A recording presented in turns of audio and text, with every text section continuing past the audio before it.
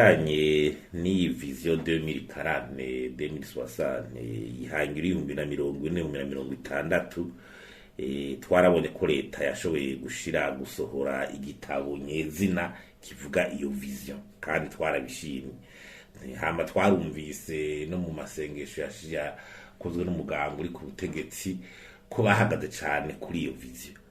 Ariko rero vision ntitwoguma gusa rukuyego ntabanse gushimira Imana mugabo nuko turamenya ico dutegeza gukora nyezina kugira iyo vision ije mu ngiro. Vision ntizoja mu ngiro gusa tuma tuyirabaraba, vision mu ngiro hari vyangombwa bitwa préalable twicariye kandi tukabitabura twatangura kubikura mu nzira.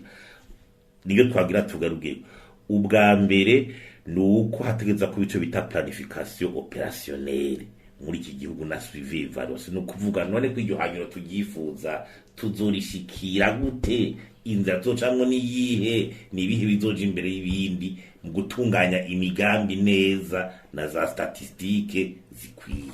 Ikigira kabiri no kugico bita strategie yo kurondera uburyo nta bija mu ngira ata buryo bwabonetse, abazana imitahe mu gihugu ari imfashanyo ari deni lecora kwa kanari mugabo hariho plan yingene umobilize uburyo bwo gushira mu ngiro vision nyimba ro kubaka ibikorwa remezo y'amabarabara meza ibyo bindege iki urarondera uburyo bwo kushira mu ngiro.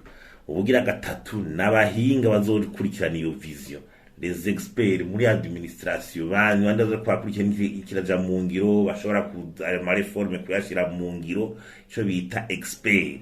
Nta vision mu ngiro atabahinga baba expert bagiye barayikurikirana kandi bashobora guhindura n'ingene leta ibiriko irakora. Ikindi ni gouvernance budgetaire, ngena amafaranga akoreshwa ya leta ntanyuruzwe. Amafaranga ya leta akoreshwa mu muco transparence kandi agakoreshwa mu bakurikije ibihe mu buryo bw'ibihe vya none nk'ibi vya budget programme n'izindi reforme nk'ibi vya PF biheruka kuba byereka intumbero y'ingena amafaranga ya leta yokoreshwa neza. Hari bijanye efficacité institutionnelle, leta ikora gute, ubutungane buriko bukora gute, igipolisi biriko birafasha abantu ariko barakora bakorera vision. Hari bijanye no kurwanya igiturire, iki giturire no gusesagura amatungo y'igihugu, igiturire tutacicariye ngo dufate strategie y'ingene kigwanywa bigatuzwa hakaba intwari ibereye, leta igendera ku mategeko ntibikunda. No kuraba ico ringenereza acteur bazoshira mu ngiro vision, secteur privé mbe izogarukiriza he, biga secteur ya leta izogarukiriza he. Haba tukarondera ico bita modèle de croissance, biko dufise kwaza mu burimyi tukavuga utare ko tuvuga barukerarugendo tourisme ko tuvuga ibijanye na za service.